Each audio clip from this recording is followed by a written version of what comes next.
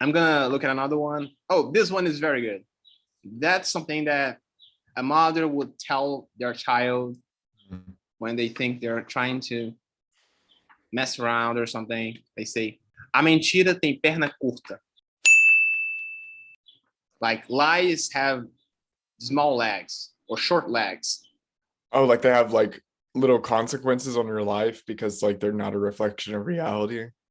No, actually, because when you have Okay. small legs or short legs, you can. Oh, like literally legs. Yeah, legs. Oh, okay. It means that you can't go any further. I'm gonna read the explanation. Oh, okay. Ó, um dos ditados mais conhecidos no português também, e quer dizer que uma mentira nunca consegue se prolongar por muito tempo, porque ela tem perna curta e hora ou outra é descoberta. So if you have short legs, you can run or walk as fast as most people. Like compare the speed at which a 4-year-old can run and a speed at which an adult can run, because they have like bigger legs, they can move faster, they have more ability to run. So eventually they're gonna catch the child or the person who has short legs. So it means lies can last forever. Eventually you're gonna find them out. Yeah.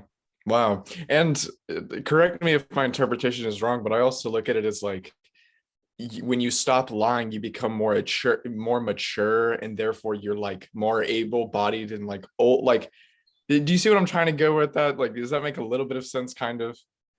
Yeah, I get it, but it doesn't quite make sense because I was taught to see this expression in only one way. But your interpretation is cool as well. I mean, there's no wrong interpretation, but of course there is the interpretation that most of us use. Of course. And how about yours?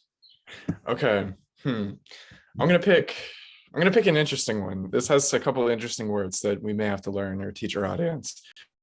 The bad gardener quarrels with his rake. Could you define quarrels? Yeah, quarrel is like argue or get mad at. And rake. A rake is a gardening tool. Oh, yeah. You like rake the leaves.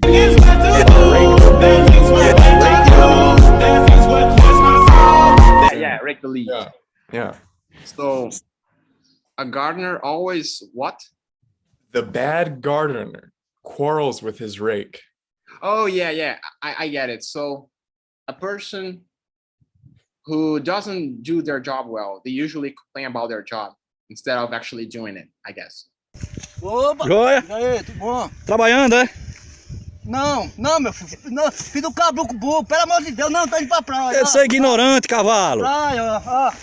Tô aqui na praia, deixa de ser boa, você tava trabalhando. Yeah, or it's like they complain about like something that should not be connected to their performance. Like they're complaining about their tools. Oh, yeah.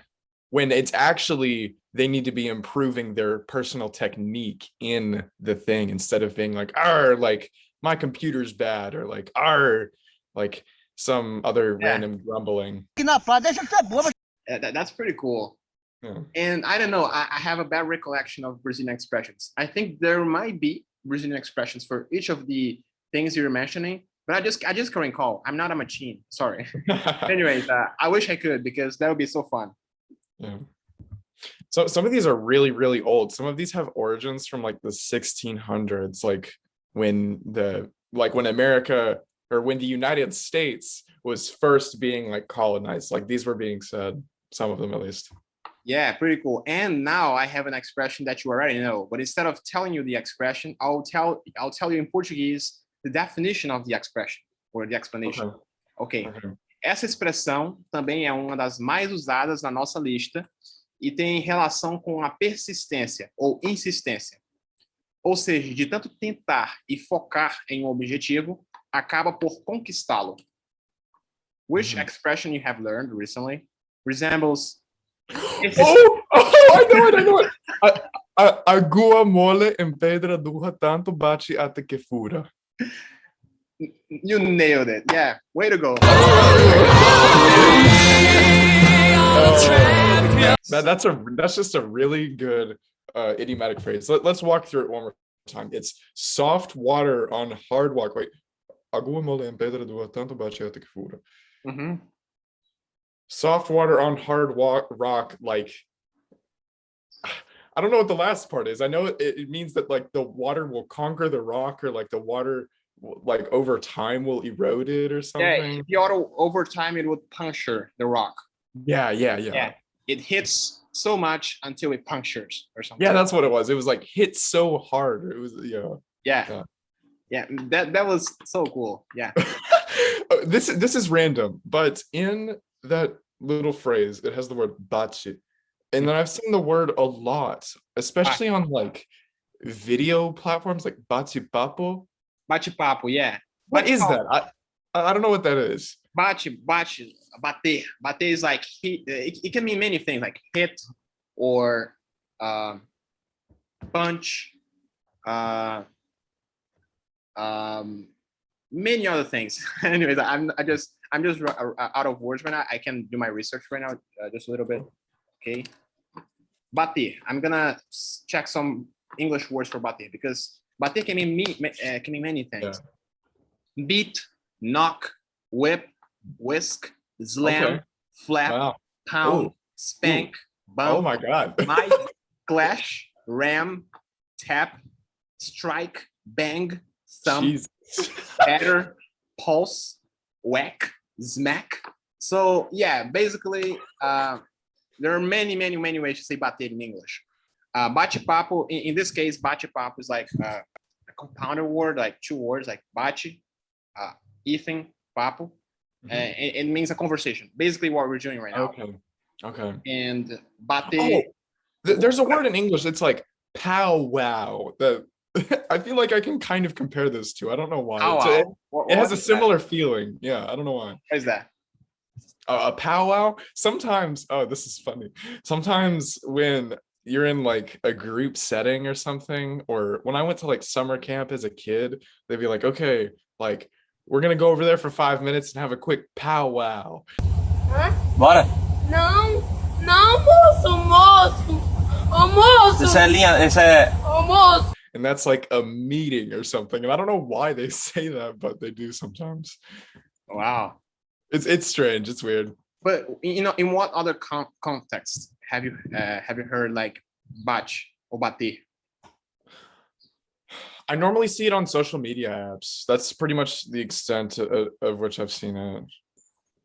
Oh yeah, bate can mean many things. Like you can say like to reach or hit. For example, batemos 1.200 seguidores no Instagram. We just hit. Okay. Yeah, I totally got it now. But it can often mean like actually being aggressive towards someone. Like eu vou te bater, like I'm gonna hit you. Okay, yeah. And wow. It can mean many things. It's like an umbrella term, It can be used in many. In this case, the water is hitting, it's beating, it's smacking, it's bumping. Anyways, it's doing all of those things. Yeah. And I'm impressed by how many words can mean bater in English. I mean, the English language has so many words for movement. It's insane. There's like, it's not justifiable. It's not. There's no way. Yeah, we also have other words for bater, but I think even as a native Brazilian Portuguese speaker, I don't think we have that many words for bater. Or am I wrong? Because Brazilian Portuguese has many more words than English has, but it's because we have the conjugations. So the verbs, they can extend to many other variations. That's why we have like over 400,000 words. The editor is going to check that out, and it's going to maybe show the font or something. Sorry, show the source, because source in Portuguese is fonte. So I basically slipped right now. Okay, but we're not going to cut that off. We're going to show how much I make mistakes as well. So we're going to show the improvement over time. Exactly. Yeah, I think that. Do you have another one to show me, or was I supposed to show you right now something? I don't know, but I have one in mind. Can I tell you mine? Okay. This one's really simple, and you've definitely heard it before. It's the early bird gets the worm. The early bird gets the worm. The worm, like the animal that lives inside the. Yeah. That's right. Yeah, it means that the one who comes first is gonna enjoy the most. Oh, yeah. Exactly. Yeah. I'm a rapper. He who rises to the opportunity first, or like he who like does preparation early before, like will succeed, will realize his goal. Okay. Isolado. It's like motivational. My mom always says that one. I don't know why. Okay, I have so many expressions right now. Oh yeah, okay. This one is pretty cool. Casa da Mãe Joana. Casa da Mãe Joana. What is a place that is called Casa da Mãe Joana? I'm gonna tell you. Okay. Expressão da língua portuguesa que define um lugar sem regras, onde tudo é permitido. Não há limites, com muita bagunça e confusão. Esse provérbio tem origem no século XIV. Exemplo. Ei, o que está acontecendo aqui? Isso não é a casa da mãe Joana, não. Ó, o pau quebrando, pega! So, hey, what's happening here? This is not the house of Mother Joana, you know?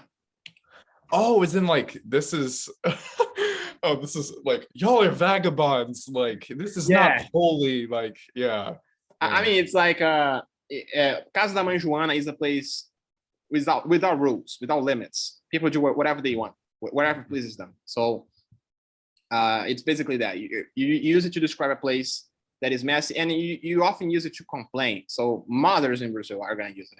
Isso aqui não é Casa da Mãe Joana, não. Arruma esse quarto. Arruma essa sala. There's one in English that my mom says. Okay, it's almost the exact same as that, and it is like, were you raised in a barn? Have you heard that before? Oh yeah, I guess I have, but it's not common in Brazil. Yeah, I think those are kind of similar. Yeah, I think there is a very close expression about like, were you raised with the pigs or something? Yeah, It's basically that. Animal Farm. Have you read Animal Farm, by the way? I have not read Animal Farm, but I have 1984 sitting over there. It's by the same author. It's by Orwell. Yeah, I have read 1984 and Animal Farm. Animal Farm is also absolutely fantastic. And if you read this book, I'm gonna give you a spoiler. The pigs are the smart ones. You know, they are the smart ones. They're the ones who try to control the other animals in the Animal Farm.